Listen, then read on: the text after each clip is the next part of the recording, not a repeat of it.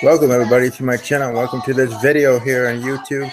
And as you can tell by the song, we're talking about the season 2 finale of Star versus the Sorcerers of Evil.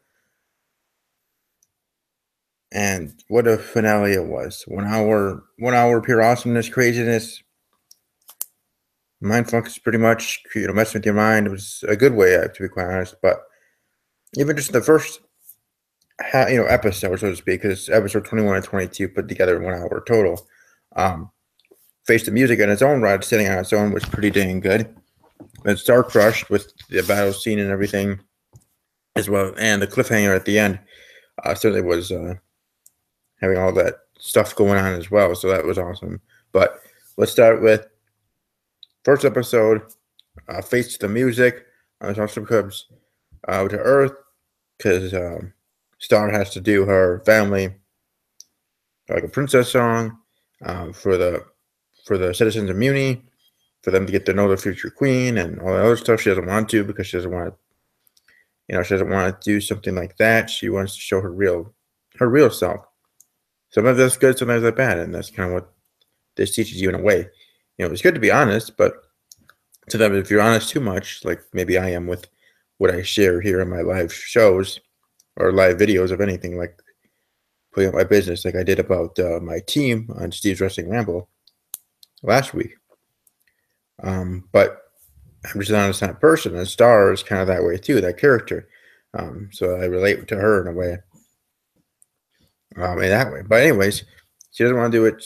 He is pleading with her that you get done, and then she rips him a new one. He then in turn rips her one to, I wanted to be something different, but you didn't give me a chance. By boom, all that stuff.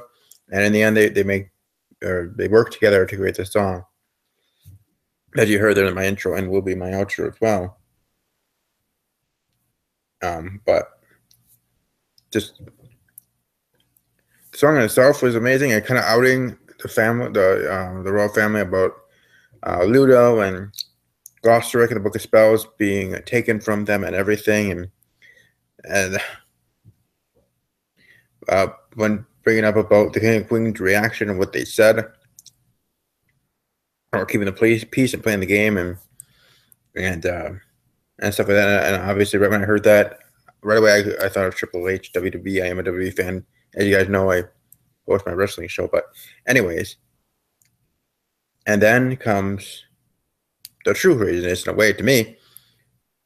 I think it's all over Star's interacting with the mother, Queen Moon, and then Singer just starts, playing the guitar again, and she's like, wait, what? Another, part of the show she didn't approve of or didn't know of, or went over her head, or was just done.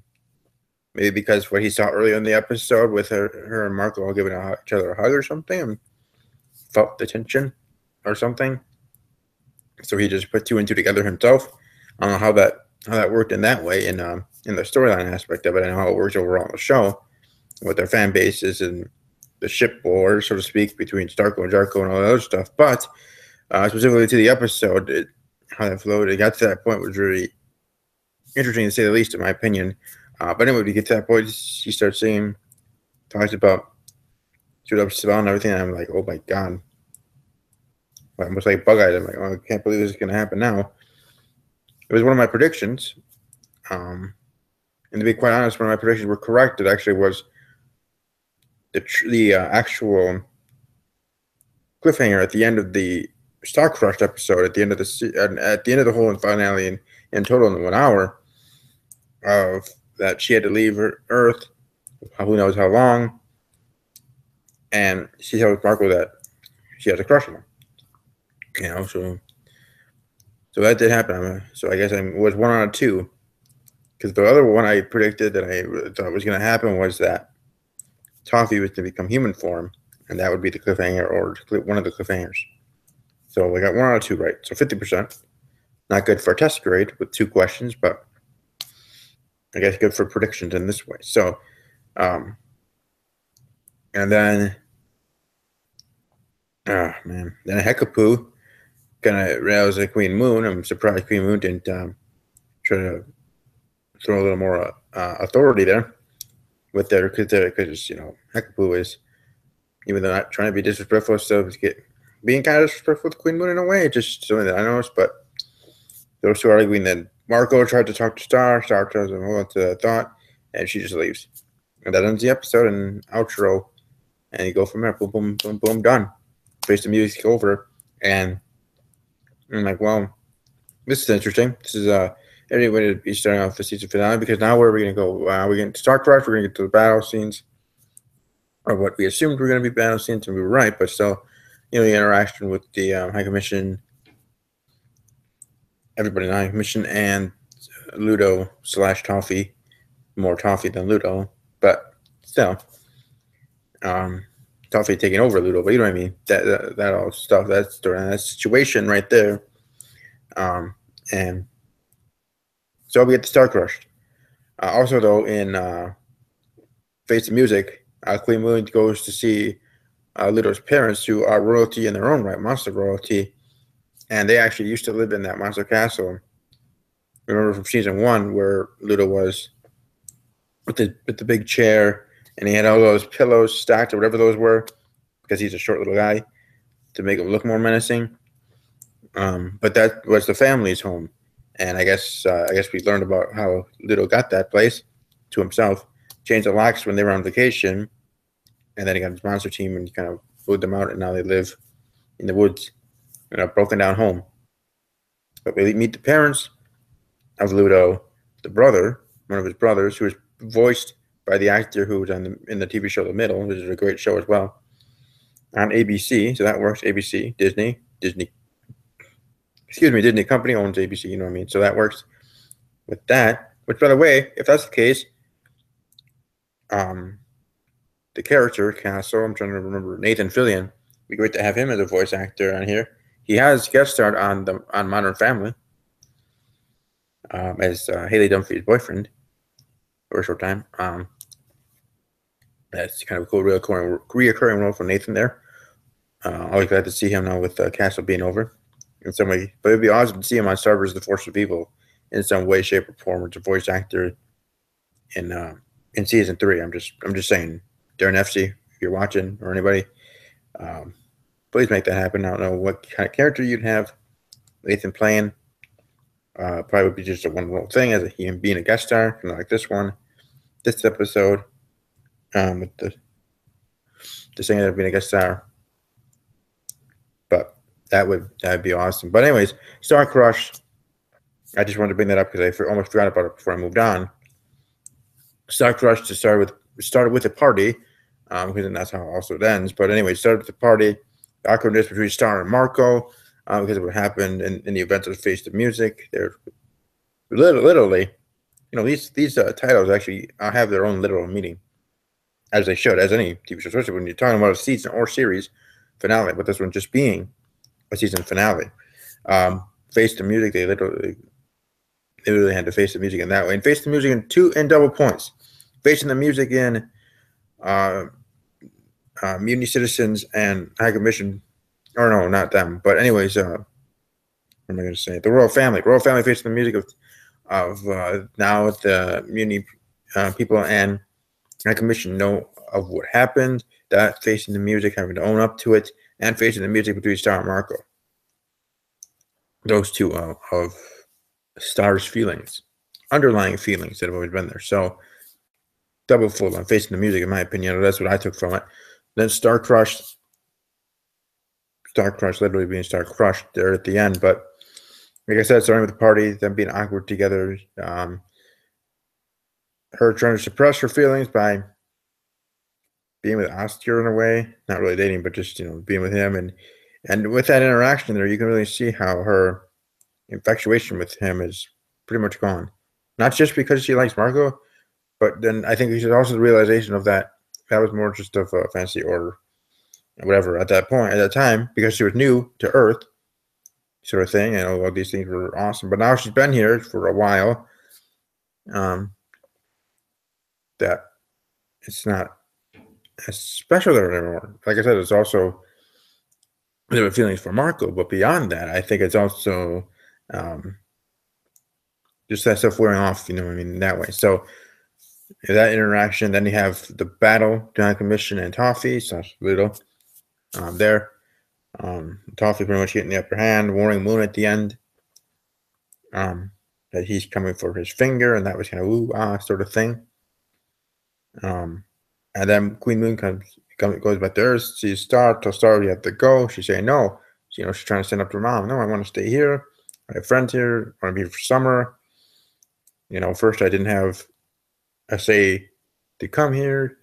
Now I don't have a say to leave. And then Queen Moon drops the bombshell to Star. Toffee is back. Which she's kind of realizing it, and her mind's racing, I'm sure. And then she's like, okay, give me 2 minutes. Give me 2 minutes. And then she goes down. She yells Marco's name instead of trying to just pull him away and talk in private. So there's a crowd watching them, beyond the millions and millions watching on TV in the show, but literally they're in the party scene. They're at Marco Diaz's house, their house, really. And then she confesses that she has a crush on him and that she's been trying to suppress it because she knows that he doesn't feel the same way, and she wanted to keep it a secret, but now that she has to leave forever, she didn't want to leave without saying it, without bringing it up. And I commend Star on her braveness. Again, I've been in that situation too many times in life. You know how women sometimes say they're always bridesmaids, never the bride? Well, for me, I'm always the friend, but never the boyfriend in situations with women. But it is what it is, right? You gotta do something to change that. You not always have a pity for her. But in that situation, it's good that Star brought that up. But like I said, I commend her for that. Brazen to do that. And then she leaves, says goodbye to Marco and to everybody. And she's gone, poof. And then her room goes back to normal, which makes me think, well, maybe I'll just hold on to this. Then the room goes back to normal, everything goes away, and that's the end credits right there, just showing the house, the Diaz house, as technically it was before. We just got used to it with that extra thing with when Stars was there. And now I can say, how is Toffee going to get his finger back if it was in the secret closet, which is part of the house, which is part of the extension of the house that was part of from Star's wand? I feel that his finger went back into the wand, like it's back in there, because everything from her room, or that was her room, was made because of magic from her wand, sort of thing. So I think that's where it went. I don't think it stayed there in the house, in the Diaz house. I think it's with Star now in Munich. And where are we going to pick up in season 3? I know we have a long time till we get there, but will it be a time jump in the story so we can get back to, in a way, of Star and Marco being back on Earth?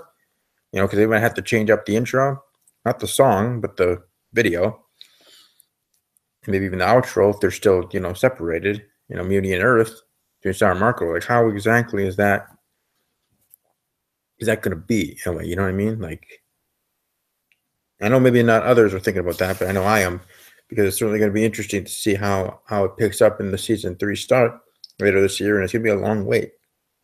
Good thing I have other things to focus on: March Madness, my birthday in April, WrestleMania, other sports, other things, real life things, or real responsibility things, work and stuff like that. But beyond that, it's going to be a long wait to find out. It's going to even be a long wait just to hear about when it's going to debut, or a teaser for it, or maybe they'll tease a new intro. I would hope not. To be quite honest, I don't want them to do that. Again, if Darren Nefsey or anybody's watching this, I kind of don't want you to leak or show a new intro or outro, if there is going to be one, for season 3 until we get to that. Because the people that react to episodes, and for me that watch them, obviously, it's every week. For me on iTunes, like I said, Disney XD got moved to a different, to an upper tier for my cable provider. But beyond that, if they do want to do a different intro and outro, I would want them to wait until we get to that time and just share it then, and to have it then, and then we go join from there. We want something of a teaser to show from for the season 3 premiere. But I think if they're going to change the intro and outro because of what happened at the end of Star Crushed, I'd rather them wait until we get to that point and have it and be new for everybody there with that episode in the premiere, and everybody can be excited and happy for it to happen. I know people are going to be waiting and wanting something between now and the premiere, wanting some kind of teaser or first an announcement of when the season 3 is going to premiere. Then we're going to want some sort of teaser or something of maybe a first like 2-minute clip of the premiere or something. Like, we want something because we love it so much. We're anticipating it. We're looking forward to starting a new season, but almost in my mind's eye, would rather just have nothing shown. The only thing that's shown is that it's coming back, and they pretty much rehash what happened in the season 2 finale. Even though, yes, we all know it's just part of the video package for the season 3 premiere, and saying things are different, yada yada, or they kind of explain where they're going to be in time, so to speak, in the Star vs. the Force of Evil universe.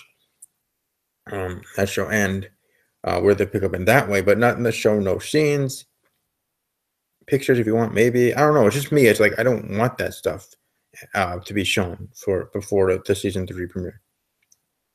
If they do, okay, fine, I'll check them out. I'm not saying it's a bad thing. I mean, it's part of marketing, but it's just, to me, I want to be surprised entirely in the totality of it all when we get to that point. And remember, that is whether it's in November at the earliest, probably maybe August, I would say, earliest for it to return. But whenever it does, I'm looking forward to it. And a lot of those questions, those cliffhangers, Coffee, High Commission, Star Butterfly, and the situation between Star and Marco, like I said, will it start off with them still being apart in Muni and Earth, or will it be kind of like a time jump in a way where she's back on Earth? Who knows? We'll have to wait and see.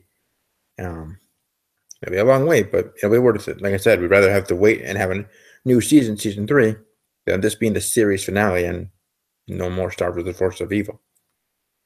Kind of like I heard about Best Friends Will Never on Disney Channel just announced that they've been canceled. That's unfortunate because I was looking forward to the next season of that show because it kind of reminded me of Star, only in a live action, quote unquote, way, which also reminds me, highly anticipating, looking forward to watch Beauty and the Beast when it comes out in theaters in a couple weeks.